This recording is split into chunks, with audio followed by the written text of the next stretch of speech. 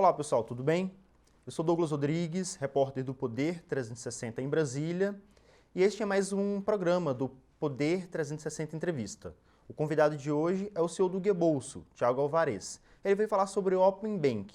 Olá Thiago, muito obrigado por ter aceito o nosso convite. Obrigado pelo convite, Douglas. Prazer estar aqui. E a primeira pergunta que eu gostaria de fazer é sobre o que é o Open Banking, que é a nova medida estudada pelo Banco Central. Perfeito. Olha, a palavra Open Banking, eu confesso que não ajuda muito, mas eu vou tentar explicar num português e melhor. Open Banking significa portabilidade de três coisas, tá? Portabilidade dos seus dados cadastrais do seu banco, a portabilidade dos seus dados financeiros que estão no seu banco, da sua movimentação financeira, e três, a portabilidade, inclusive, do seu dinheiro lá do seu banco. Mas, no fundo, é tudo portabilidade e com o seu consentimento. Então, quando você quiser migrar seu dado cadastral para uma outra instituição, quando você quiser que a outra instituição te conheça melhor, ou você quiser movimentar seu dinheiro, que essa instituição movimente seu dinheiro, você vai usar a infraestrutura do Open Banking. Essa medida, o Open Banking iria começar no dia 30 de novembro, só que foi adiado para fevereiro. Por que essa mudança? Olha, eu acho que assim, esse ano foi um ano atípico, né? Então teve pandemia, teve também a necessidade de fazer muito ajuste ali nos sistemas bancários por causa do Pix. Então foi um ano bem demandado. Além disso, o Open Banking é um projeto que está mexendo com uma infraestrutura muito importante. Então, tinha umas questões técnicas ali na infraestrutura que precisavam ainda de um pouco mais de tempo para estarem prontas. Como que foi feita essa decisão? O senhor participa do conselho do Open Banking, né? O senhor avalia que foi uma decisão acertada? Ah, com certeza. Não, era de fato necessário. Então essa foi uma solicitação unânime ali para que houvesse esse adiamento. E é um adiamento pequeno mesmo. A gente está falando de, nesse caso, 2 meses, e o Banco Central mudou algumas outras datas lá para frente, entre 1 e 2 meses. Então a gente está falando de um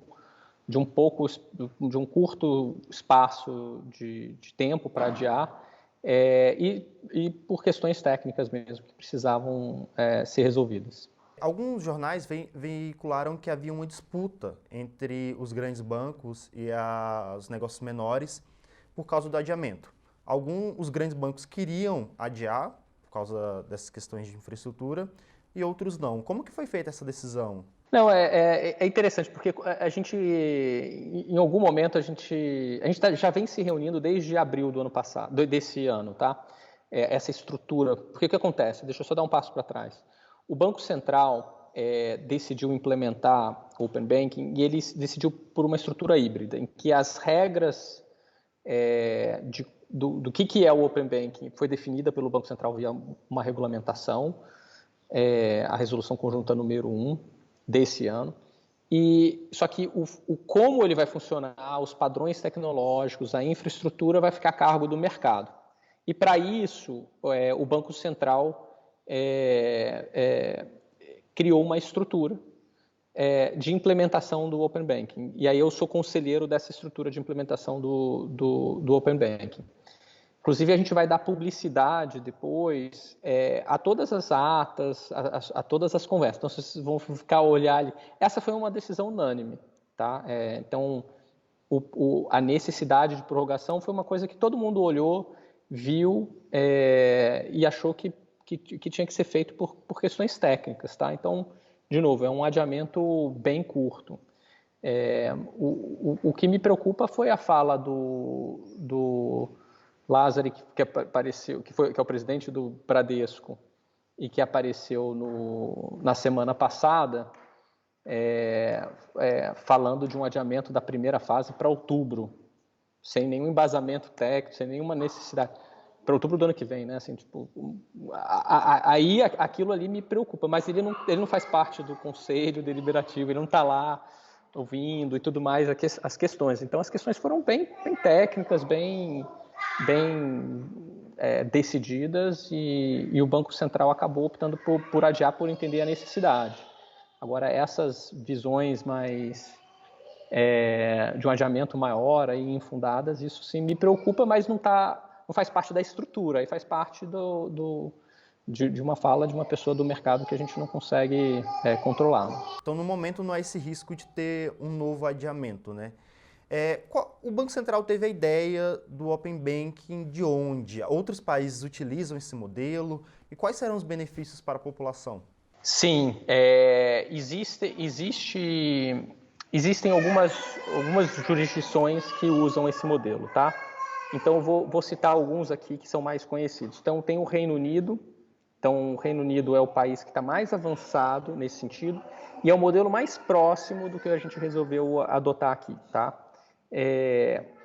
Tem, além disso, na Europa continental, uma regulamentação lá chamada PSD2 e tem a Austrália. Tem outros países também, tá? Mas esses três, vamos dizer assim, são as regiões que o Banco Central aqui tem olhado mais e que estão, de uma certa forma, mais avançados. Agora, eles têm diferenças importantes entre eles, tá? Então, por exemplo, na Europa, que é a regulamentação chamada PSD2, ela é uma diretriz, na verdade. Então, ela diz, olha, aqui na União Europeia, os bancos terão que compartilhar as informações dos clientes e construir APIs para isso. E ela dá umas diretrizes muito gerais, mas é muito geral. O que significa que cada banco faz de um seu jeito, cada jurisdição, cada país ali dentro faz também do seu jeito e não tem uma certa padronização. O Reino Unido acabou optando por algo muito diferente, em que tem uma padronização. E por que isso é importante? Imagina que é que nem tomada, que nem energia, de uma certa forma. Se você chegar e falar, olha, vou decidir aqui que a gente não vai ter um padrão para distribuição de energia no Brasil. Cara, significa que você vai ter... Cada sub-região pode ter uma voltagem, pode ter uma tomada diferente, tudo mais. Você imagina os fabricantes de eletroeletrônicos, como que eles vão funcionar? Qual vai ser a voltagem correta? Como que vai ser a tomada? Fica meio inviável, fica muito complexo. E com o Open Banking é a mesma coisa. Então, se você não tem um padrão, acaba sendo muito difícil, de fato, ter a efetividade do Open Banking. E aí, o Banco Central, vendo isso, acabou decidindo por optar por esse modelo mais parecido com o Reino Unido e mais parecido com a Austrália, em que tem essa padronização, que é bem importante. A segunda coisa é que o Banco Central decidiu por um escopo mais ousado, mais amplo, de ter mais informações e uma série de coisas a mais que não está previsto nessas jurisdições, né? Então, você acha que o modelo brasileiro ele tende a ser mais desenvolvido que o da Europa e do Reino Unido e outros países? Com certeza. Ele é um modelo que está todo mundo fora do Brasil olhando atentamente, porque ele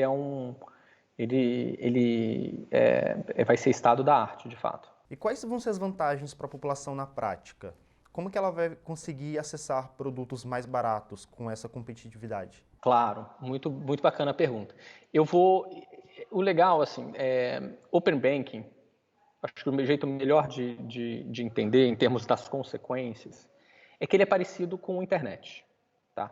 Você fala assim, olha, quando a internet chegou, tudo mudou. Não foi tudo que mudou.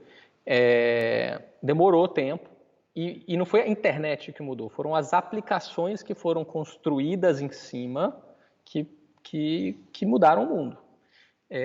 Então, é uma infraestrutura a internet, né? Uma infraestrutura para você trafegar dados. É a mesma coisa com o Open Banking, é uma infraestrutura para você trafegar dados bancários e movimentação também de dinheiro. Então, o que você tem que começar a pensar tá bom, agora quais são as aplicações disso? Então, eu vou citar aqui algumas aplicações, tá? Hoje, eu vou dar o exemplo de alguém que tem conta na instituição A e quer abrir conta na instituição B, por exemplo, tá?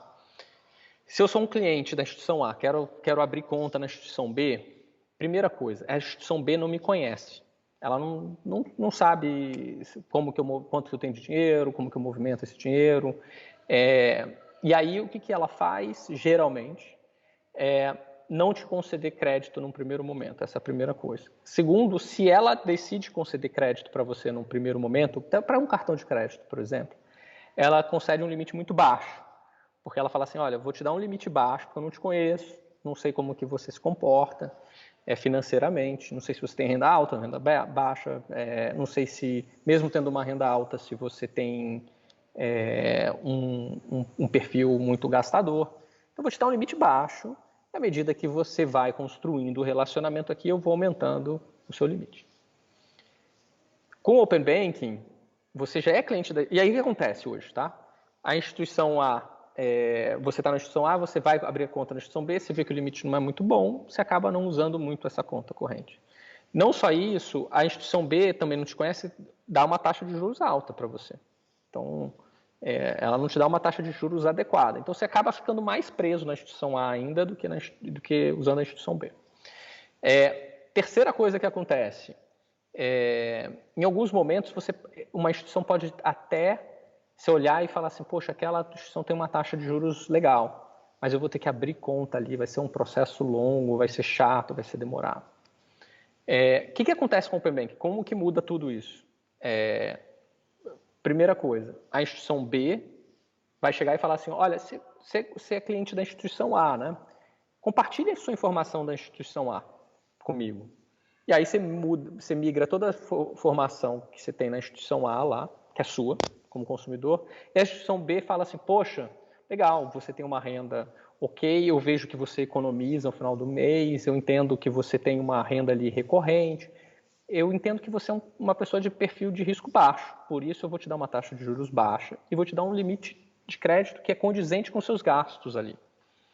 Então você tem uma experiência já primeira, assim, em termos do produto, completamente diferente. Você tem o limite adequado para o seu perfil, você tem a taxa adequada para o seu perfil. A outra coisa que acontece é que ele não pede para você mandar só os seus dados de movimentação bancária, ele pede para mandar o cadastro também. Então, não, aproveita e manda o cadastro, que está lá na instituição A, porque eu já abro a sua conta aqui, olha, bem rápido, num clique. E aí você não tem que chegar lá e passar por um longo processo de abertura de conta, por exemplo. Você, naquele mesmo clique, ela te conheceu, falou que vai te dar essas condições, você fala, beleza, top, compartilha meu cadastro, também abriu a conta, acabou. Eu estou falando de poucos cliques mesmo. Então, isso faz com que a taxa de juros caia, isso faz tanto porque a instituição te conhece melhor, tanto porque tem mais competição. Porque agora a instituição B consegue competir de igual com a instituição A, porque elas têm o mesmo nível de informação. E a própria instituição A vai também querer reduzir a taxa de juros, porque ela vai falar, olha, esse cara aqui, o mercado vai avaliar como uma pessoa de baixo risco, e eu não vou poder me contentar aqui em manter a taxa de juros muito alta, porque eu sabia que era a única opção dele. Eu vou ter que abaixar a taxa de juros também. Então, você tem um efeito muito transformador. E essa assim, é uma das diversas aplicações que você pode fazer do Open Banking. Mas, de novo, Open Banking é essa estrutura que permite essa portabilidade do seu dado bancário, do seu cadastro, e aí cabe à instituição B ou às instituições que são receptoras criarem aplicações muito boas sobre isso. Mas eu imagino que os grandes bancos, por deter grande parte do mercado, tiveram resistência em compartilhar esses dados, já que eles são bastante valiosos, como o senhor disse. Houve alguma resistência? Olha, aí acho que a gente tem que perguntar mais para o Banco Central, tá? Assim, porque ele que estava ali. É regulamentação, né? Ele regulou, tem que acontecer, tem prazo para acontecer, vai ter que ser implementado.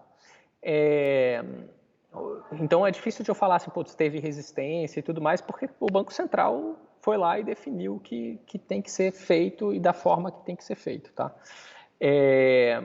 Então, o que eu consigo falar é, por exemplo, que nem essa declaração do Lazari lá, do presidente do Bradesco, falando para adiar mais ainda por questão de segurança, não faz sentido nenhum, ele não tem conhecimento nenhum do que está acontecendo, e ali fala por uma tanto ignorância e talvez por uma possível resistência, mas eu não consigo falar por ele, mas mostra um desconhecimento no mínimo, mas são casos pontuais, que nem esse caso aí, tá, que eu estou te falando.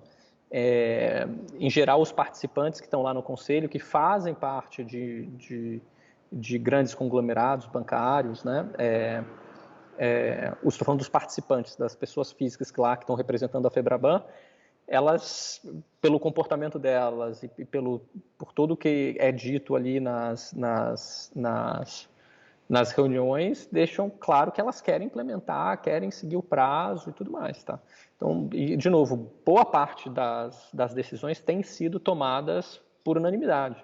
Boa parte, tá? Então, acho que mostra que... Mas não é um grupo homogêneo, vamos dizer assim, né? Então, essa fala do presidente do Bradesco, acho que destoa, de fato, do resto ali do mercado, né? E agora, com as possibilidades do Open Banking, quais vão ser os novos investimentos do Guia Bolso? O senhor poderia explicar primeiro para quem não conhece como que funciona essa plataforma e quais são as novas possibilidades por aí? Perfeito. O Guia Bolso, de uma certa forma, é o precursor dessa história toda de Open Banking, tá? A gente começou o Guia Bolso em 2012, então já tem um tempo. A gente criou uma tecnologia em 2013 que permitia a portabilidade dos seus dados bancários. Então essa foi a grande sacada. Em 2013 a gente criou meio que um precursor mesmo do Open Banking que permite você fazer essa portabilidade. Em 2014 a gente lançou o aplicativo em que permite para você fazer a portabilidade para esse aplicativo do Guia Bolso. E aí dentro desse aplicativo a gente ajuda você com a gestão financeira. Tá? Então a gente ajuda a organizar seu dinheiro para você entender quanto ganha, quanto gasta, para onde está indo esse dinheiro. Além disso, da parte de gestão financeira, a gente te ajuda com marketplace de produtos. Então, a gente tem ali um marketplace de produtos financeiros que oferece para você já parte do benefício do Open Banking, que é ter acesso a produtos mais baratos, com taxas melhores, porque são baseadas nessa informação da sua movimentação bancária. E lá também você pode, também uma antecipação do Open Banking, você pode movimentar a sua conta corrente pelo app do Guia Bolso.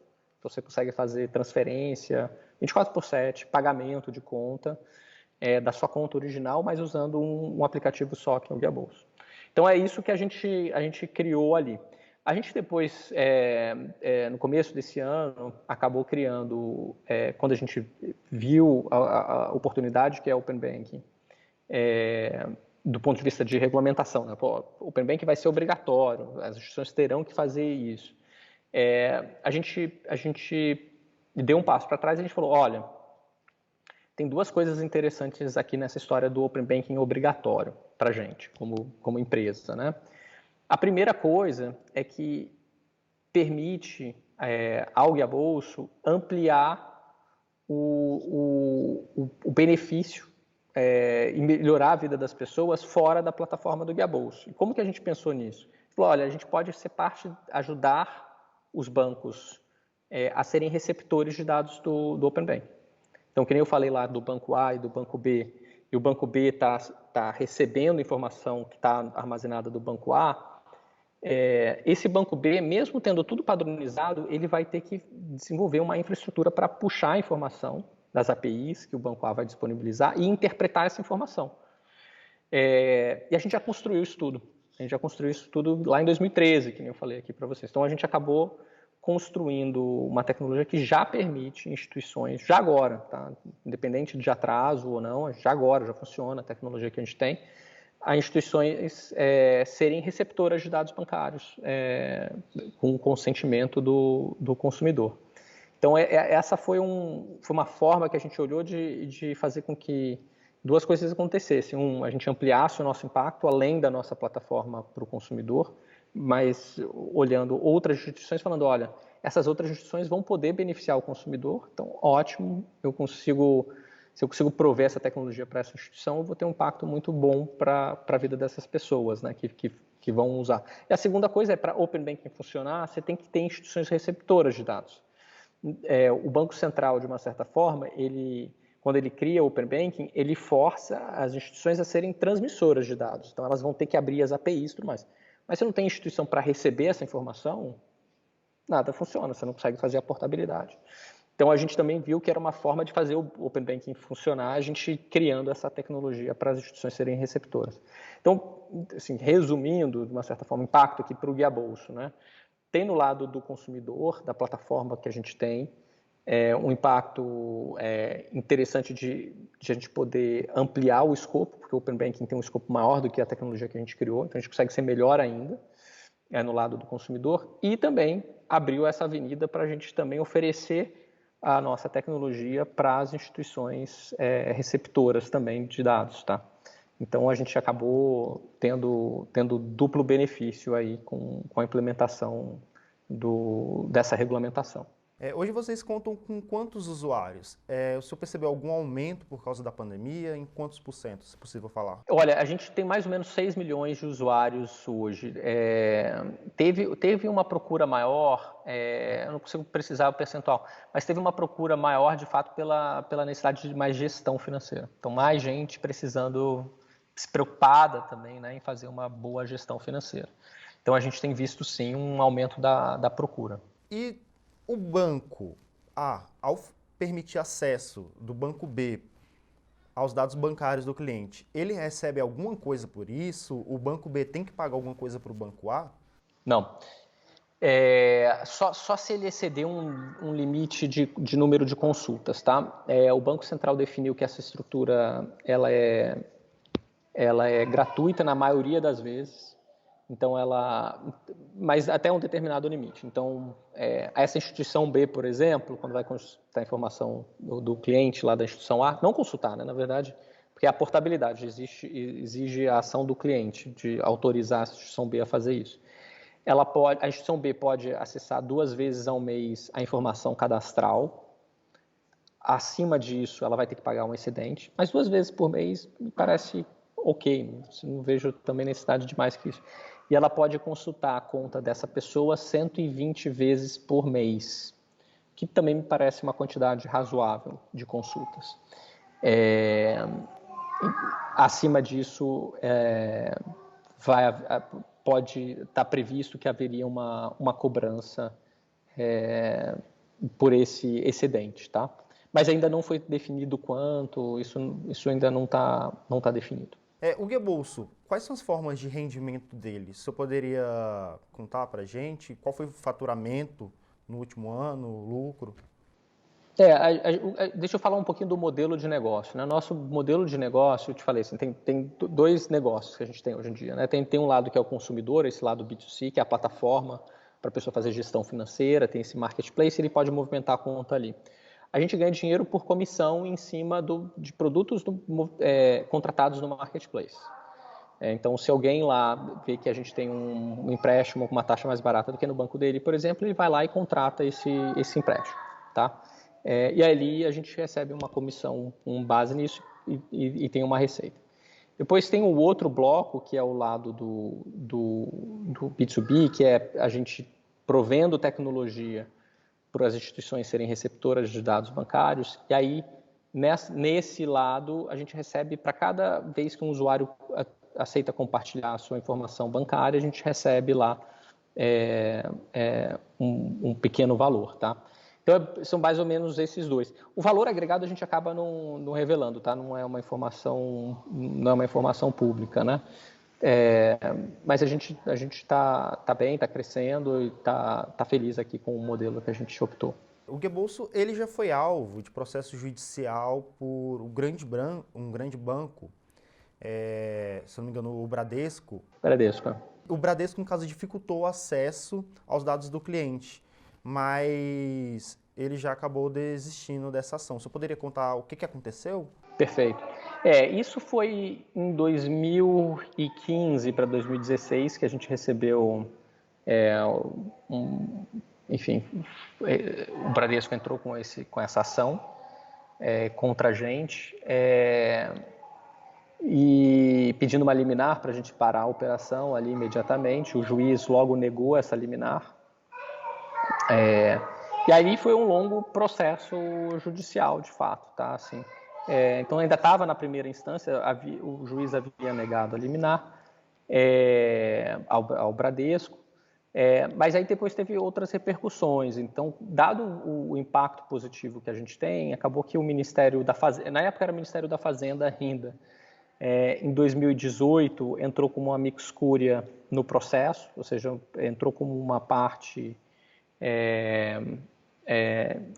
em defesa nossa, e o Ministério da Fazenda também, via CEPRAC, né, que hoje é SEAI, ele enviou um pedido ao CAD para o CAD investigar o Bradesco por uma possível ação de poder dominante, né?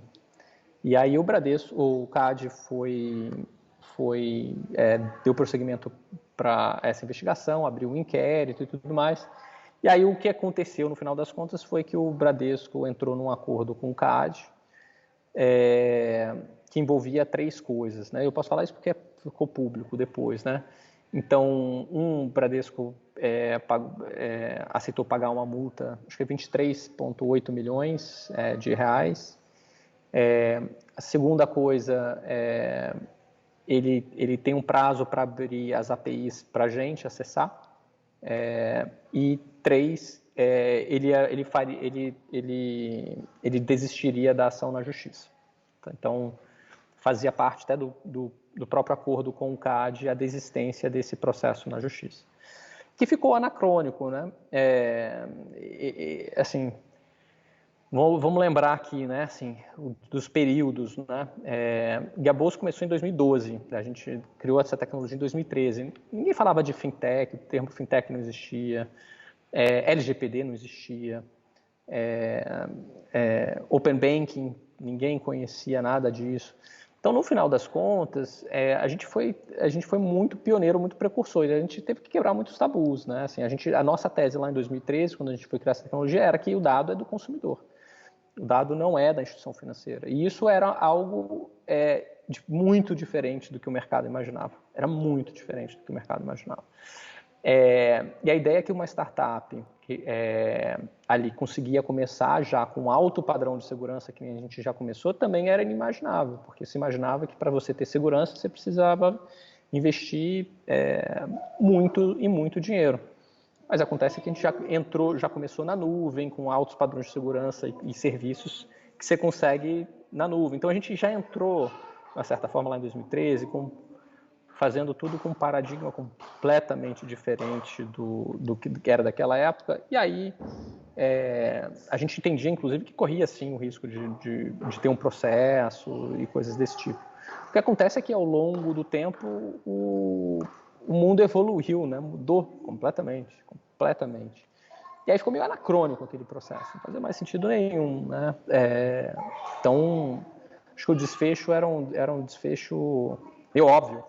Para mim era óbvio desde o começo, mas eu acho que para a sociedade foi ficando óbvio com o passar do tempo. E depois a gente tinha um arcabouço legal, tinha LGPD, tinha Open Banking, já não fazia mais sentido nenhum o processo daqui.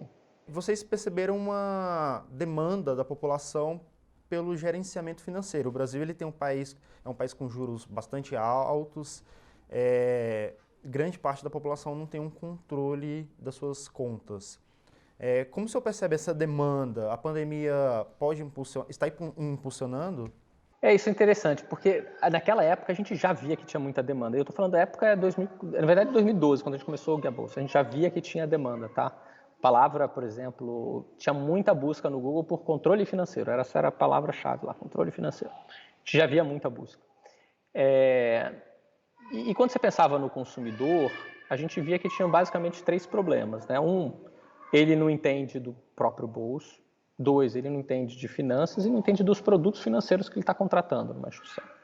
E era claro, era evidente isso para a gente, tá?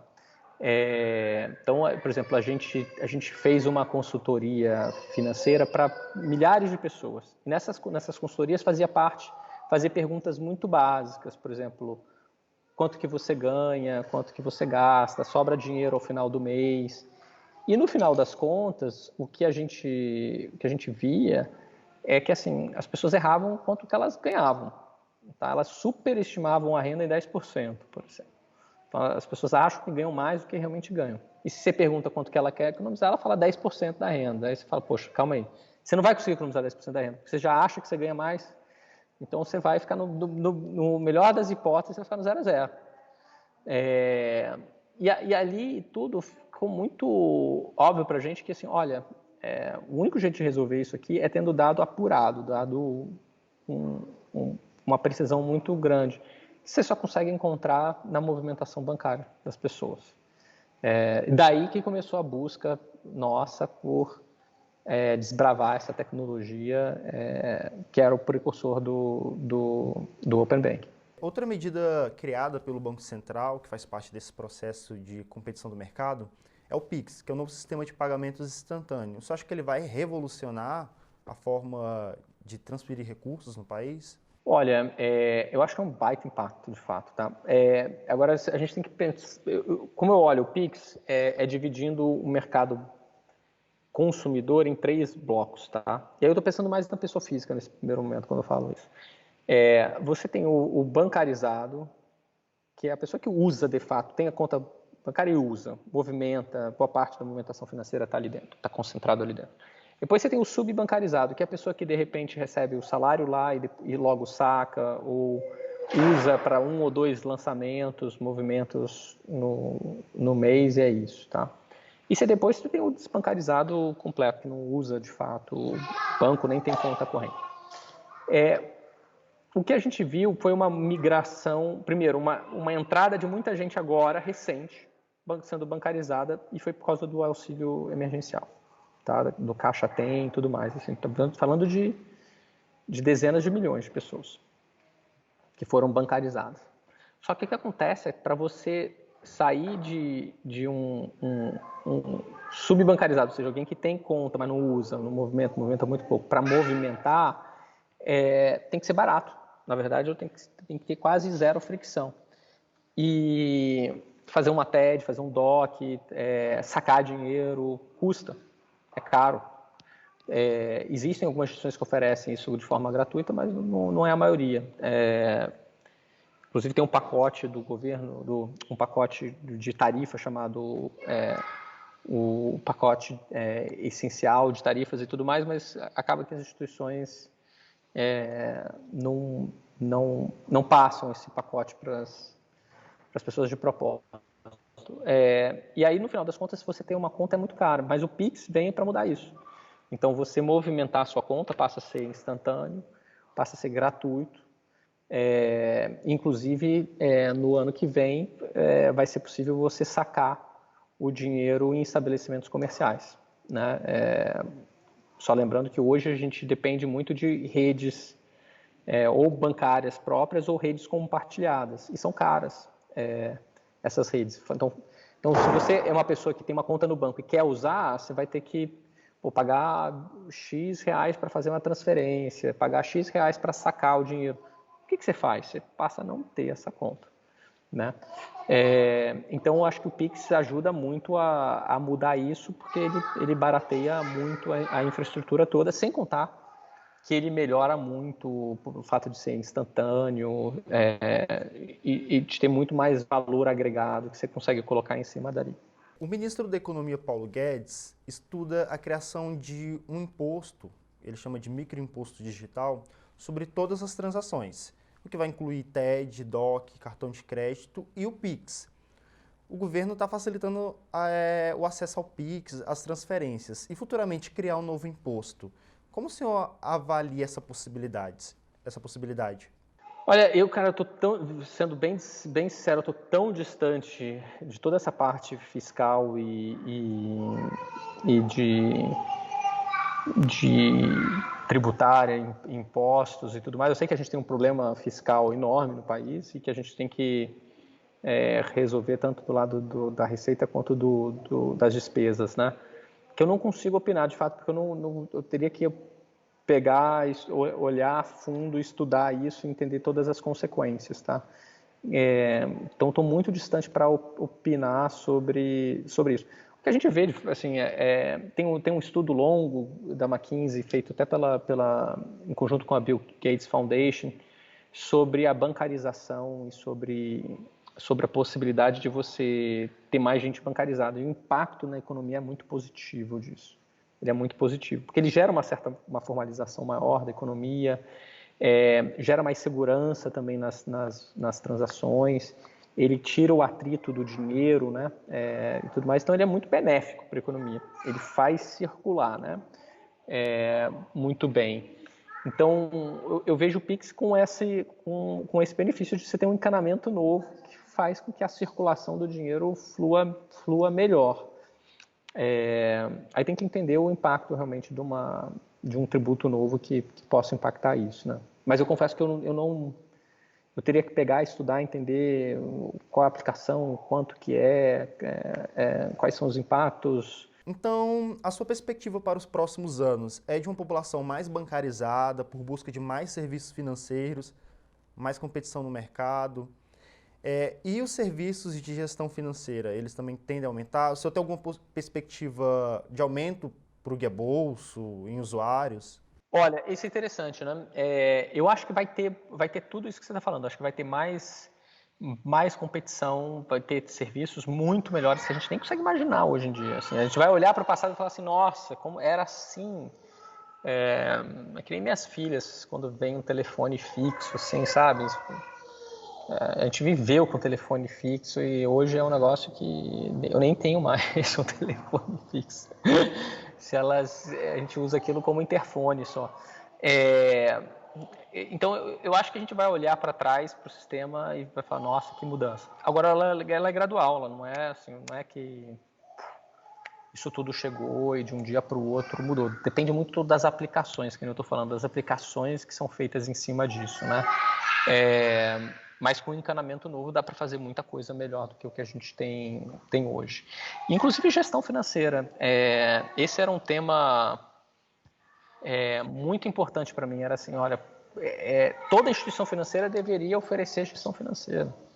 Deveria fazer parte. E agora com o Open Banking é mais fácil toda instituição financeira oferecer um guia bolso ali dentro deles, tá? Assim, que você agrega informação de outras instituições dentro da sua instituição mesmo, para se mostra ali para o painel de controle mais fácil para a pessoa, né, para o consumidor conseguir navegar melhor.